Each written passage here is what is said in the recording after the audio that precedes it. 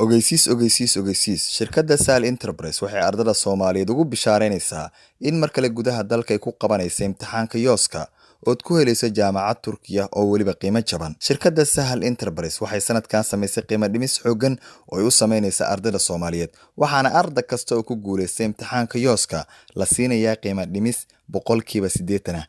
Ardaydii hore u helay fursadaha waxbarasho ee Turkiga kuwaas oo u fududeysay shirkadda Sahal Enterprise ayaa ku naaloonaya waxbarasho iyo deegaan ay diyaarisay isla shirkadda Sahal Enterprise. haddii aad tabanaysid cid ka caawisa imaanshaha dalka Turkiga gaar ahaan magaalada Tokat waxaa jira shirkad aad u caan baxday oo la yiraahdo Sahal Enterprise oo aad ugu caansan caawinta walaalaha Soomaaliyeed inay ka caawiso imaanshaha dalka Turkiga.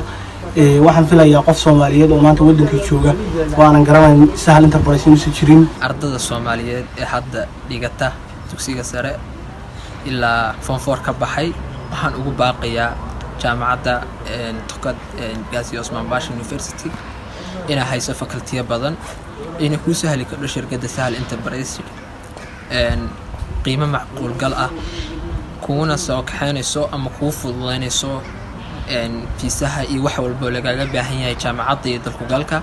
Adeeg ay bixinayso shirkadda Sahal Enterprise waxaa ka mid ah adeeg waxbarasho, adeeg caafimaad, adeeg dhoofin iyo soo dejin, adeeg la talin ganacsi iyo adeeg diyaaradeed. Imtixaanka yooska wuxuu ka socdaa haatan dhammaan xarumaha shirkadda Sahal Enterprise ay ku leedahay magaalooyinka Muqdisho, Hargeysa, Garowe, Gaalkacyo iyo Boosaaso.